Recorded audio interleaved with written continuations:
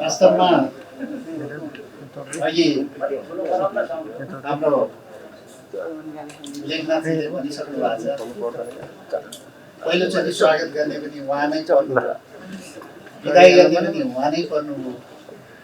मेरो छोटो कार्यकाल पछिको छोटो एमडी पनि उहाँले नै चलाउनु भयो, राम्रो चलाउनु भयो भन्ने सुनेको छु हैन।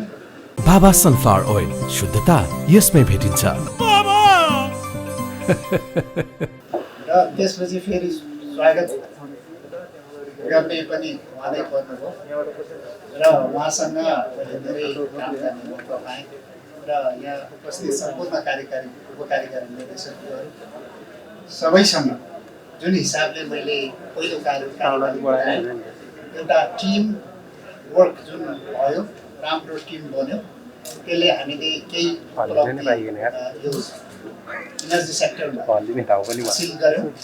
त्यसको साथसाथै सम्पूर्ण प्राधिकरणका करिब ज्यालादारी सहित 15,000 कर्मचारी साथीहरूले हाम्रो म्यानेजमेन्ट टिमलाई जुन सहयोग गर्नुभयो र कर्मचारी ट्रेड युनियनका साथीहरूले जुन किसिमले सहयोग गर्नुभयो, त्यो एकदमै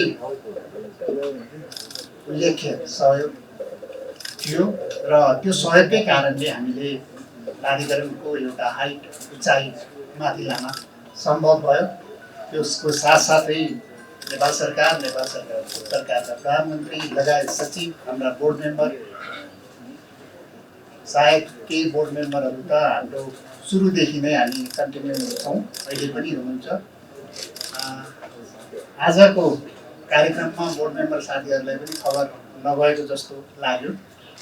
वास्तवमा मैले नै भनेको थिएँ, यो कोभिडको कारणले सानो यो अफिसमै तलको चाहिँ सानो हलमा हाम्रो उपकार्यकारी निर्देशकज्यूहरूलाई बोलाउने, ट्रेड युनियनका अध्यक्षज्यूहरूलाई मात्रै राखेर केही सानो कार्यक्रम गरौँ, यो कार्यक्रम नगरौँ भनेर मैले भनेको थिएँ। उहाँहरूको चाहिँ व्यवस्थापनले सम्भव भएन जस्तो लाग्यो र वास्तवमा यो पत्रकार साथीहरू पनि धेरै उपस्थित हुनुभएको र यहाँ थोरै मात्र जम्मा गर्दा पनि धेरै उपस्थिति भएको हुनाले सम्भव भएन भन्ने कुरा आयो। त्यो भएको हुनाले हामी माथि अहिले उभिएर अलिकति रिक्स मोलेर भए पनि हामी यहाँ बसिरहेका छौँ। कोभिडको कारणले हामी सतर्क हुनुपर्छ, सधैँ नै सतर्क हुनुपर्छ। अब आज जुन हिसाबले म यहाँ आएको छु, मन्त्री परिषदको जुन निर्णयअनुसार 4 वर्षको लागि भनेर मलाई जुन कार्यभार तोकिएको छ र निवर्तमान कार्यकारी निर्देशक हितेन्द्रजीलाई पनि 4 वर्षको नियुक्ति चाहिँ ऊर्जा जलस्रोत जल शक्ति आयोगको वास्तवमा त्यसको गठन आदेशै परिवर्तन गरेर पूर्णकालीन सदस्यको रूपमा र यहाँ खाइपाइ आएको तलब भत्ता सहित विशिष्ट श्रेणीमा उहाँलाई पनि 4 वर्षलाई नियुक्ति दिएको छ। सायद नेपाल सरकारले उहाँको पनि सम्मान गरेकै जस्तो लाग्छ। Right man and right place भन्दाखेरि उहाँको जुन किसिमको विज्ञता, जुन टेक्निकल विज्ञता एक्समा चाहिन्छ, त्यो ठाउँ उहाँको लागि उपयुक्तै जस्तो लाग्छ। यो ठाउँ उहाँको लागि उपयुक्त छैन भनेको पनि होइन। उहाँहरूले अहिले म जुन ठाउँमा उपस्थित भएको छु, हिजोका सम्पूर्ण निमित्त भएर चलाउनु भएका र कार्यकारी निर्देशक भएर जुन चलाउनु भएको छ, केही गल्ती भएको, केही गलत बाटोतिर लगेको छ भने त्यसलाई सच्याउने र राम्रा काम भएको छ भने त्यसलाई निरन्तरता दिँदै अगाडि बढ्ने नै मेरो काम र म कसैको पनि यहाँ आएर विरोध गर्ने भन्दा पनि आगामी दिन कसरी जाने भन्ने कुरा नै मेरो पहिलो काम हुनेछ। हामी सबैले प्रयास गरेकै हुन्छौँ।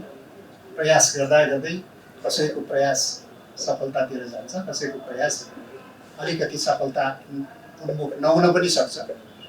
म्यानेजमेन्ट एन्ड लिडरसिप भनेको अलिकति फरक पनि हुन्छ। व्यक्तिमा टिम बिल्डिङ प्रोसेसमा टिमको स्पिरिट, टिमलाई मोबिलाइज कसरी गर्ने, मोटिभेट कसरी गर्ने भन्ने कुराहरूमा फरक हुन सक्छ। त्यसले रिजल्टमा फरक पर्न गर्न सक्छ। त्यो भएको हुनाले कुन ठाउँमा कुन व्यक्ति लिडरसिपमा उपयुक्त भन्ने कुरा चाहिँ हामीले माथिदेखि नै हेर्नुपर्ने हुन्छ। सबैले आफ्नो क्षमताअनुसार काम गरेकै छ, उहाँलाई सम्मान दिनैपर्छ। जसले आजसम्म जे चाहिँ उपलब्धि हासिल गर्ने काम गर्नुभएको छ सबैलाई म धन्यवाद दिन चाहन्छु। आगामी दिनमा हामी कसैको पनि चाहिँ कुरा काट्ने र कसैको बारेमा हामी टिका टिप्पणी गर्ने भन्दा पनि अगाडि कसरी बढ्ने भन्ने कुरा अगाडि छ। त्यो नै हाम्रो लागि विद्युत प्राधिकरणको लागि एकदमै महत्त्वपूर्ण कार्य हुनेछ। र मेरो वास्तवमा पर्सनल कुरा गर्ने हो भने मैले यो सेकेन्ड इनिङ यो दोस्रो कार्यकालको लागि जुन हिसाबले स्वीकारेर आएको छु, ठुलो चुनौती स्वीकारेर आएको छु। वास्तवमा मेरो व्यक्तिगत जीवनमा यो जति चुनौती मलाई लाग्छ अरू हुने छैन। म यसो सोच्छु, वास्तवमा मलाई यो दोस्रो चाहिँ कार्यकालमा आउनै पर्छ भन्ने मलाई त्यस्तो पनि थिएन। तर के हो भने प्राधिकरणको आवश्यकता, सरकारको पनि जिम्मेवारी चाहिँ दिने जुन किसिमको कुरा आयो र आम पब्लिकको हिजो म बाहिर जाँदै गर्दा पनि अहिले पनि आम जनमानसमा जुन किसिमले मलाई विद्युत प्राधिकरणमा एकचोटि आएर यो प्राधिकरणलाई फेरि पनि अगाडि बढाउनु पर्यो भन्ने जुन अपेक्षा होइन, त्यसले गर्दा पनि मैले यो ठुलो रिस्क लिएको छु। मेरो व्यक्तिगत जीवनमा योभन्दा चुनौती सायद नहोला। त्यो भएको हुनाले यो चुनौतीलाई मैले लिएर अगाडि आएको छु। यो चुनौती भनेको म एक्लैले गर्न सक्ने चुनौती होइन।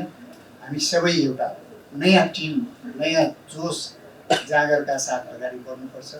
सायद हिजोको टिमका साथीहरू धेरै रिटायर भइसकेको पनि छ, कोही साथीहरू रिटायर हुने चरणमा पनि छ।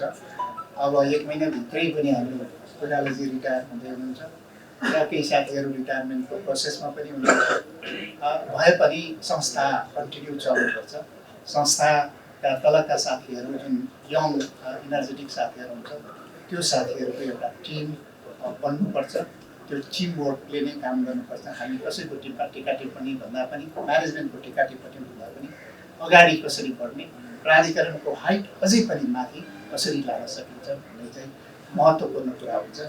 आज विद्युत प्राधिकरण भनेको देशभरि मात्रै होइन, विश्वका नेपाली जनताले विद्युत प्राधिकरण भनेर चिनेको छ। हाम्रो कारणले हो। विद्युत प्राधिकरणको कार्यकारी निर्देशकको बारेमा प्रधानमन्त्रीको पोस्टमा भन्दा पनि विद्युत प्राधिकरणको कार्यकारी निर्देशकमा चाहिँ को हुनुपर्छ भन्ने जुन चर्चा भएको छ, त्यो तपाईँ हामीले नै गर्दा भएको छ। त्यो भनेको विद्युत प्राधिकरणको एउटा हाइट बढ्नु।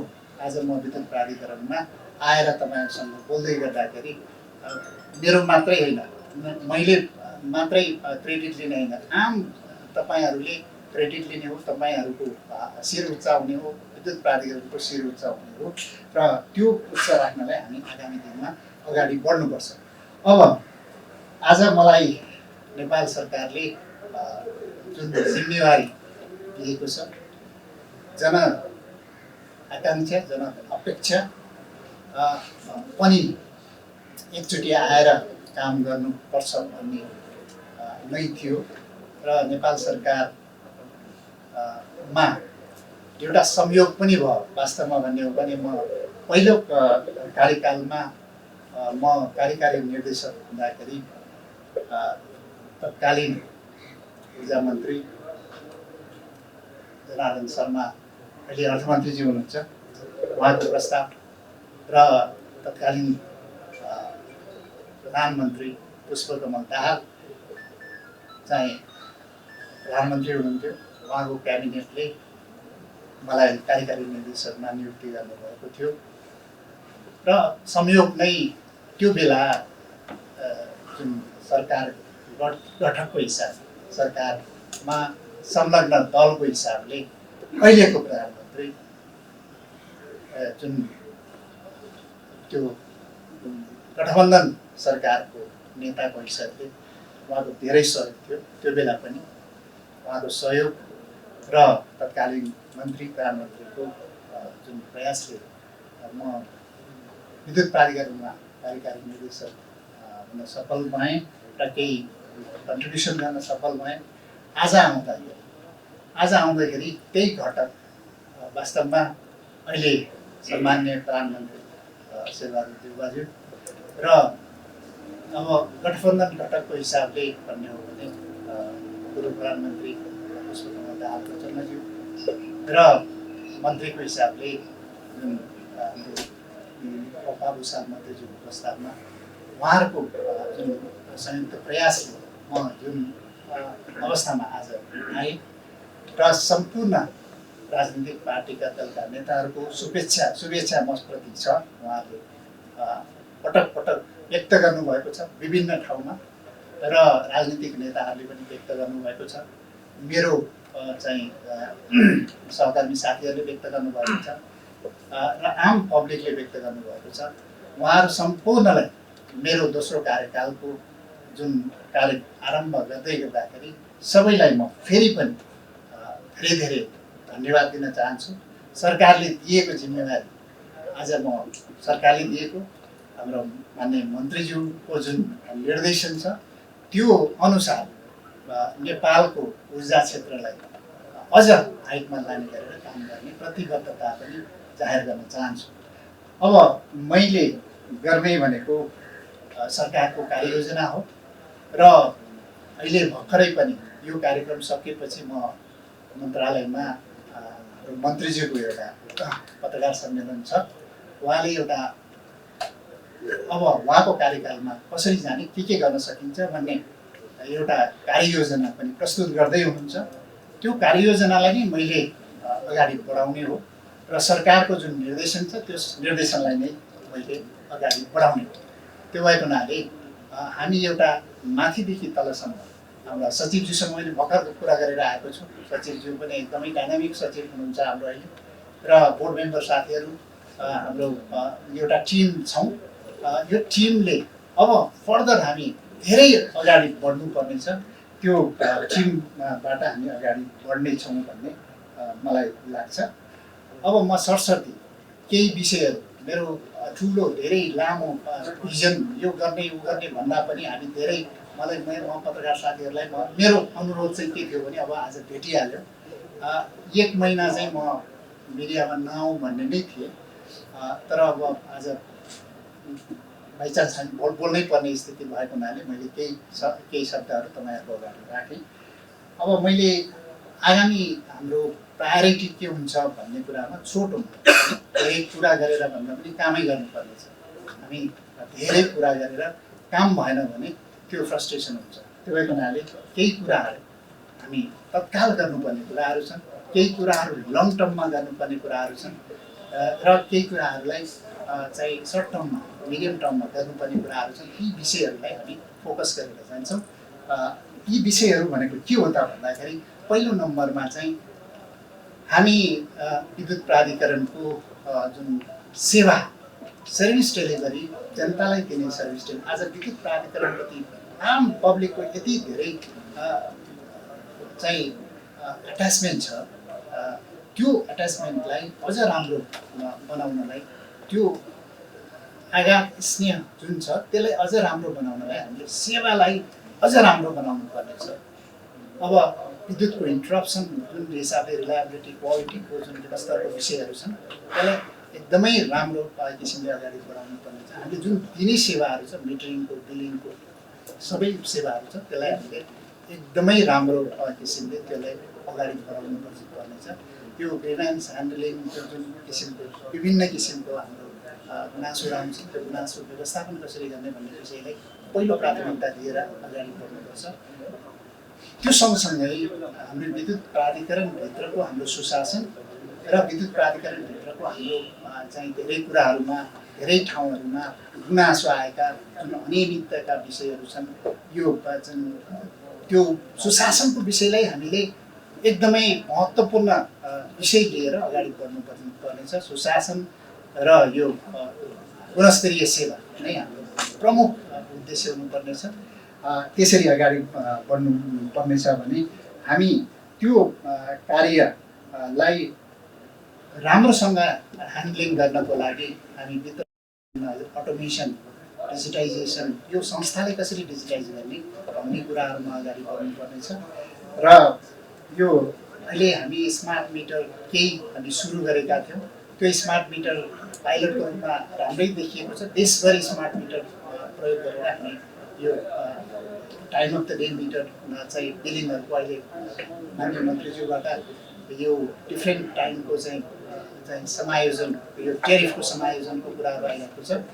त्यसलाई चाहिँ हामीले प्रयोग इम्प्लिमेन्टेसन गर्नको लागि स्मार्ट मिटरको आवश्यक छ। डिस्ट्रिब्युसन कन्ट्रोल सेन्टरहरू लगायत हामी धेरै कामहरू डिस्ट्रिब्युसन सेक्टरमा गर्नुपर्नेछ भने अहिले चाहिँ तपाईँले देखिराख्नु भएको होला अन्डरग्राउन्ड केबलिङ हामीले सुरु गऱ्यौँ, तर अन्डरग्राउन्ड केबलिङको इफेक्टिभ इम्प्लिमेन्टेसन हुन सकेन। म आजै पनि म उहाँसँग कुरा गर्नेछु। जुन हिसाबले हामी जुन उद्देश्यका लागि साथ हामी त्यत्रो लगानी गरेर अन्डरग्राउन्ड केबलिङ गर्दैछौँ, त्यसको इफेक्टिभ चाहिँ इम्प्लिमेन्टेसन भइरहेको छैन। जहाँ जहाँ चाहिँ सजिलो छ त्यहाँ चाहिँ हाम्रो स्कोप मात्रै सिद्ध्याउने कामहरू भएको जस्तो देखिन्छ। त्योलाई बन्द गर्नुपर्छ। हामीलाई आवश्यक परेको ठाउँमा यो जुन सहरलाई सुन्दर बनाउने र यहाँको डिमान्डलाई पनि चाहिँ म्यानेजमेन्ट गर्ने हिसाबले अगाडि बढाउनुपर्छ र सजिलो हिसाबले स्कोप सिद्ध्याउने काम त्यत्रो खर्च गरेर अगाडि बढ्नु हुँदैन। र यो सहरलाई सुन्दर बनाउनको लागि, पोल रहित बनाउनको लागि, तार रहित बनाउनको लागि जुन हामी खर्च गरिरहेछौँ त्यो इफेक्टिभ रूपले इम्प्लिमेन्टेसन गर्नुपर्नेछ। अहिले भर्खरै पनि सचिवज्यूसँग कुरो भएको छ। सडक विभागदेखि लिएर सबैसँग हामी कोअर्डिनेसन गरेर अगाडि बढ्नुपर्नेछ। त्यो हामी चाँडै नै त्यसलाई चाहिँ इम्प्लिमेन्टेसन गर्नुपर्नेछ।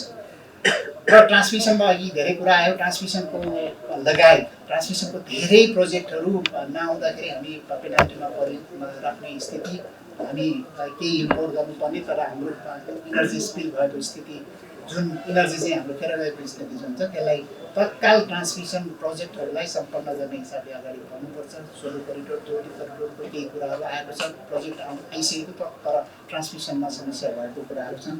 धेरै समस्याहरू छन्। त्यो समस्यालाई तत्काल समाधान गर्दै अगाडि बढ्नुपर्नेछ। र अहिले क्रस बोर्डरको रूपमा बुटोल गोरखपुरको ट्रान्समिसन लाइन वास्तवमा म हुँदा करिब 6-7 महिना अगाडि नै क्याबिनेटमा पठाएको थियौँ। बुटोल गोरखपुर ट्रान्समिसन लाइन चाहिँ बनाउनको लागि इन्डियाको पावर ग्रिडसँग हाम्रो कम्पनीको मोडलमा जानको लागि त्यो अहिलेसम्म भएको रहन्छ। भर्खरै मैले मन्त्रालयमा बुझ्दाखेरि बुटोल गोरखपुरको ट्रान्समिसन लाइनको क्याबिनेटबाट स्वीकृति भएर आएको छ। अब तत्कालै हामी पावर ग्रिडसँग कम्पनी खडा गरेर अगाडि बढ्छौँ। त्यो सेकेन्ड सर्किट हाम्रो लागि धेरै महत्त्वपूर्ण छ। त्यो हामी अगाडि बढ्छौँ र बुटोल पश्चिमको 400 केबी ट्रान्समिसन लाइन पनि अगाडि बढाउनु पर्नेछ। त्यो एडिबीको सहयोगमा हामी तत्काल त्यो अगाडि बढाएर नेपालको चाहिँ यो ट्रान्समिसन मास्टर प्लान अनुसारको काम चाहिँ सम्पन्न गर्नुपर्नेछ। र अब जेनेरेसनमा हामी वास्तवमा मलाई चार्ज लाग्ने गर्छ। जेनेरेसनमा चाहिँ ठुला प्रोजेक्टहरू आएन मेरो कार्यकालमा भन्ने जुन चार्ज लाग्ने गर्छ, म त्यसलाई 100% म अस्वीकार गर्दिनँ। हामीले धेरै प्रोजेक्टहरू ल्याएका थियौँ तर त्यो प्रोजेक्टहरूको चाहिँ स्टडीको चरण धेरै लामो भयो। जस्तो अप्पर अरुण भन्नुहोस् 1061 मेगावाटको त्यो नेपाल सरकारले हामीले कम्पनीमा चाहिँ ट्रान्सफर पनि गर्यौँ। त्यो स्टडी करिब डिटेल फिजिबिलिटी सकिसकेको छ। केही चाहिँ डिटेल डिजाइनहरूको पार्ट बाँकी छ भने त्यसलाई तत्काल हामी नेपालको पानी जनताको लगानी भनेर जुन पहिलो चरणमै तत्कालीन मन्त्री जनार्दन मन्त्रीज्यूको पालामा, त्यसपछिको हाम्रो चाहिँ मान्य लक्ष्मण पुनको पालोमा र अहिले पनि मान्य मन्त्रीज्यूको पालोमा हामी त्यसलाई एग्रेसिभली बढाउनु पर्नेछ। त्यो कुन प्रोजेक्ट हुनसक्छ भने यो अप्पर अरुण भयो, त्यस्तै गरेर हामी तामकोसी 5 भयो र चैनपुर सेती भनेर एउटा हामी रेडिमेड हालतमा छौँ 210 मेगावाटको। तामकोसी 500 मेगावाटको करिब हामी फाइनेन्सियल क्लोजरमा पनि छौँ र नेपालको लगानीलाई अगाडि बढाउनुपर्छ। अब नेपालको लगानी जलविद्युतमा बढीभन्दा बढी गर्नुपर्छ भन्ने नै हो।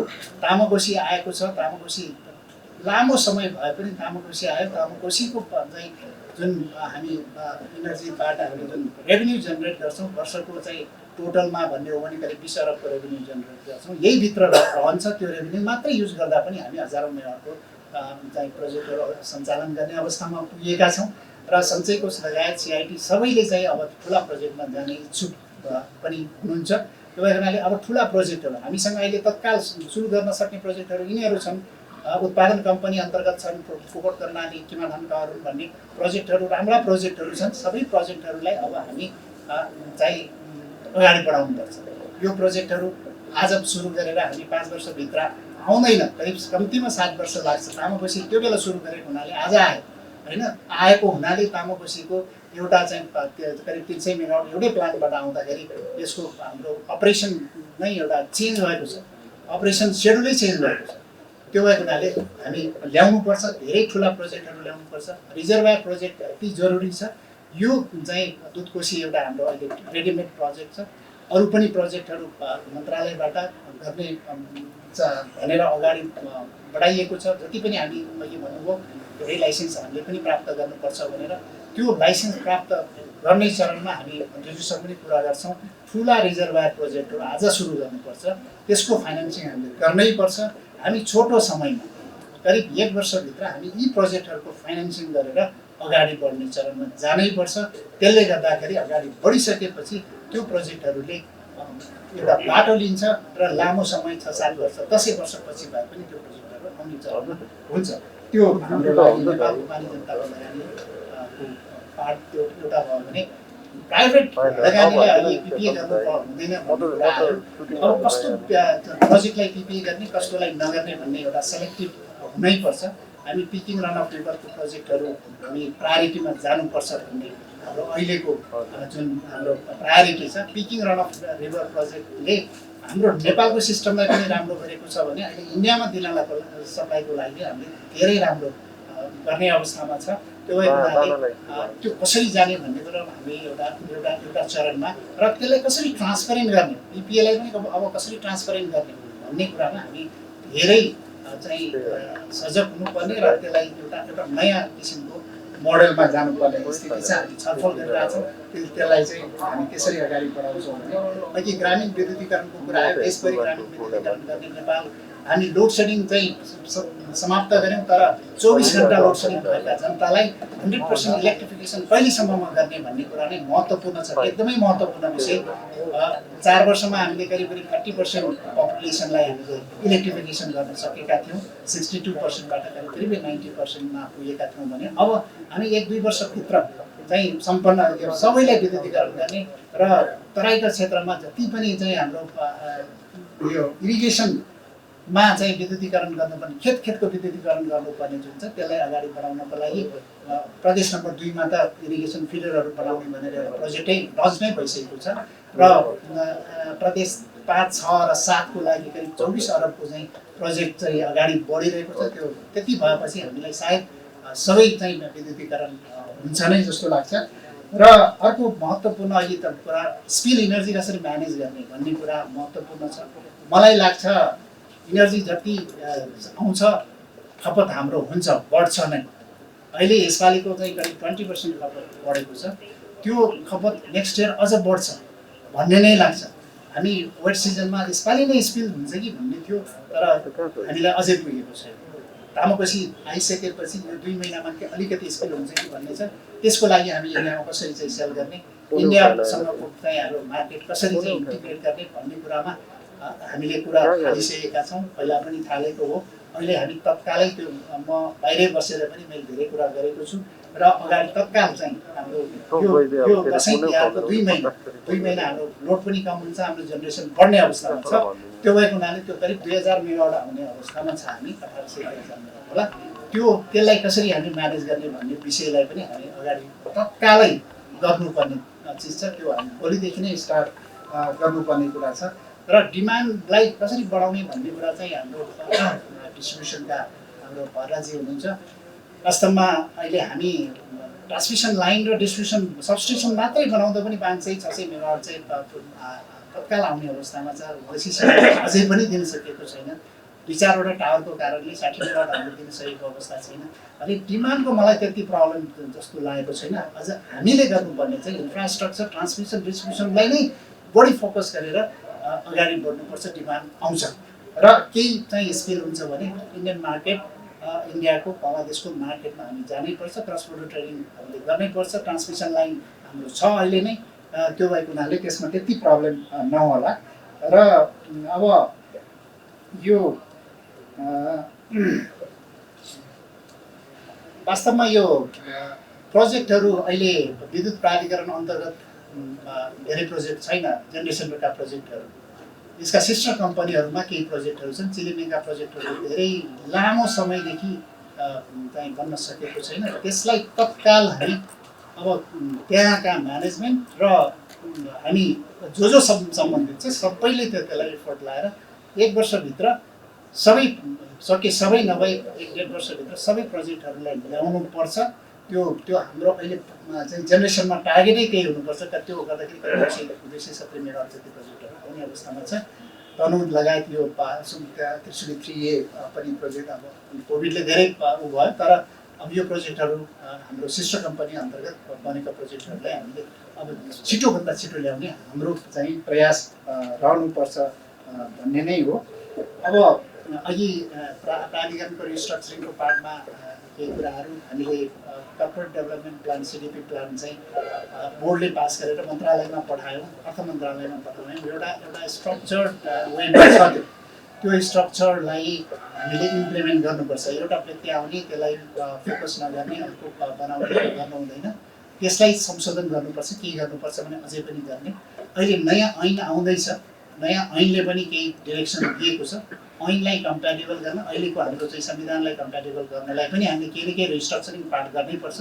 त्यो रिस्ट्रक्चरिङ कसरी गर्ने भन्दाखेरि प्राधिकरणलाई माथि राखेर प्राधिकरणलाई अझ चाहिँ राम्रो बनाउने गरेर रिस्ट्रक्चरिङ गर्नुपर्छ। हामी के पनि गर्दैनौँ भने प्राधिकरण नरहने अवस्था पनि रहन सक्छ। त्यो भएको हुनाले अझ प्राधिकरणले छिटोभन्दा छिटो कसरी आफू रिस्ट्रक्चर हुन्छौँ त्यसमा चाहिँ प्राधिकरणको भविष्य छ। किनभने त्यो हामी साथीहरूलाई पनि छलफल गरेर गरेका हौँ। त्यसलाई अब कसरी इम्प्लिमेन्टेसन गर्ने भनेको अहिलेको माननीय मन्त्रीजीसँग पनि कुरा गरेर हामी अगाडि बढ्छौँ नै।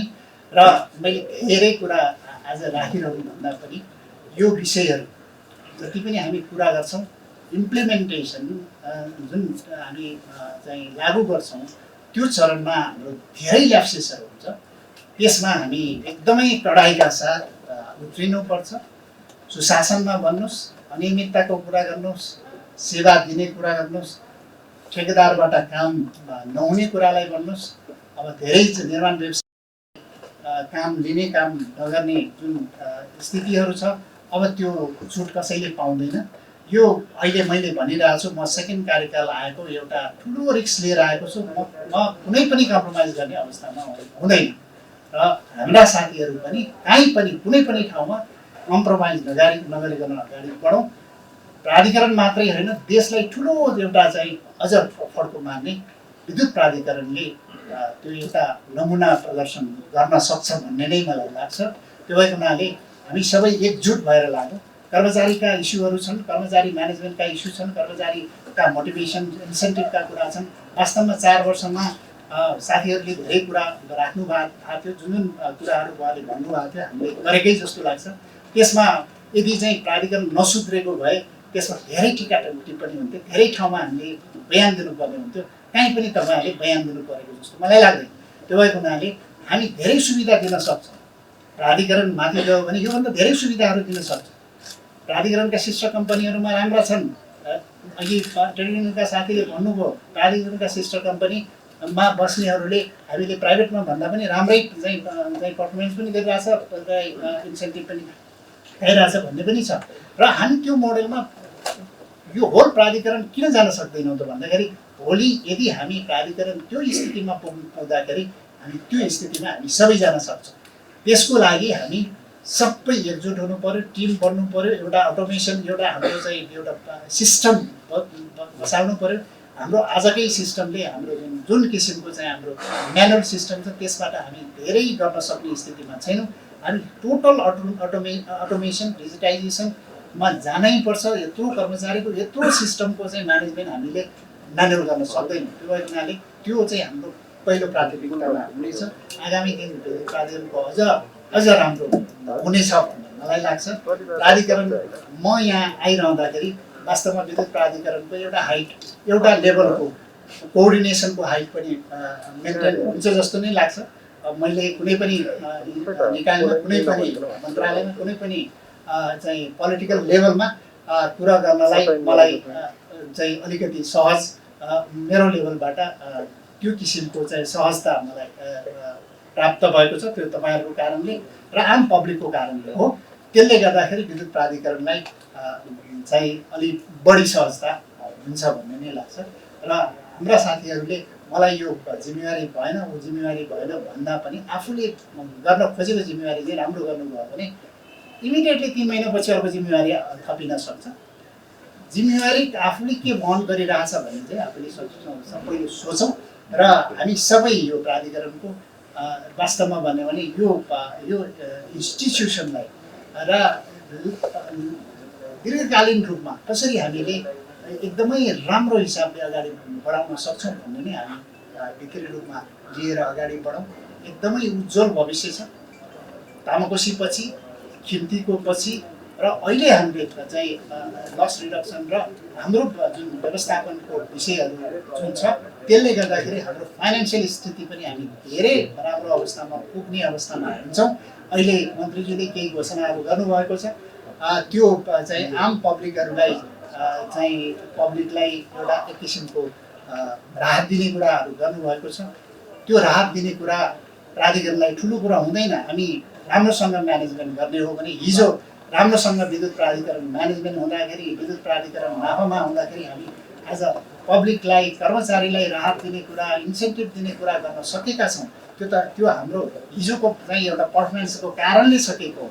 र आज हामी फेरि पनि हामी त्यो पर्फर्मेन्स गर्न सकेनौँ भने हामी जति पनि आम जनतालाई दिने भनेका छौँ त्यो नगर्न सक्ने स्थितिमा पनि हुनसक्छ। त्यो भएको हुनाले जुन किसिमले हामीले जनतालाई जुन चाहिँ एउटा निःशुल्क दिने भन्ने कुराहरू छ 20 मिनेटसम्मको, त्यो विषयहरूलाई पनि समाधान गर्नको लागि हामीले व्यवस्थापन चुस्त बनाउनुपर्छ। हामी अझ चाहिँ राम्रो चाहिँ व्यवस्थापन गरेर अगाडि बढ्नुपर्छ र आगामी दिन हामी सबैको राम्रो होस्। र फेरि पनि म विशेष गरेर यो पत्रकार साथीहरूलाई म धेरै धेरै धन्यवाद दिन चाहन्छु। आगामी दिनमा तपाईँहरूको सहयोग एकदमै आवश्यक छ। हामीले तपाईँहरूको सहयोग बिना विद्युत प्राधिकरण अगाडि बढ्न धेरै अप्ठ्यारो पर्छ। किनभने तपाईँहरूले सही सूचना दिनुभयो, सही मूल्याङ्कन गरेर चाहिँ रिपोर्टिङ गर्नुभयो भने विद्युत प्राधिकरणका आम हाम्रा कर्मचारी साथीहरू मोटिभेट हुने र त्यो काम गर्नलाई हामी झन् अगाडि बढ्न सक्ने स्थिति आउँछ। त्यो हुनाले अहिलेसम्म जुन मिडियाका साथीहरूले हामीलाई जुन सहयोग गरिराख्नु भएको छ त्यसको निरन्तरता होस् भन्ने अपेक्षा पनि राख्न चाहन्छु। र कर्मचारी साथीहरूलाई मेरो सेकेन्ड कार्यकालमा अझ जोस र जागरका साथ सहयोग गरौँ, एउटा टिम बनेर अगाडि बढौँ। म तपाईँहरूकै पछि छु र तपाईँहरूसँगै चाहिँ यो संस्थालाई अगाडि बढाउन म कुनै पनि ठाउँमा तपाईँहरूको प्रोटेक्सन गर्न, तपाईँहरूको एउटा छाता भएर म प्रोटेक्सन गर्न पनि तयार छु। कुनै पनि ठाउँ मैले गरेको पनि छु। त्यो मेरो पहिलो कार्यकालमा मैले वास्तवमा कर्मचारी साथीहरूलाई मर्का पर्यो भने मैले प्रोटेक्सन गरेको छु। विभिन्न ठाउँमा, विभिन्न निकायमा गएर पनि मैले भनेको छु, प्रोटेक्सन गरेको छु। त्यो अहिले पनि हुन्छ। यो आफू मात्रै बस्ने, आफूले मात्रै काम चाहिँ गरेको ठिक हुने भन्ने कुरा होइन। सबै साथीले सही काम गरौँ। सही काम गरेपछि त्यो किसिमको आवश्यकता पनि पर्दैन। यति भन्दै म तपाईँहरूबाट म बिदा हुन्छु। आज मैले थोरै बोल्ने भने तर अलिक बढी नै बोलेँ र फेरि पनि यहाँहरू सबैलाई धन्यवाद। आगामी दिन हामी सबैको उज्जवल होस् भन्दै म बिदा हुन्छु।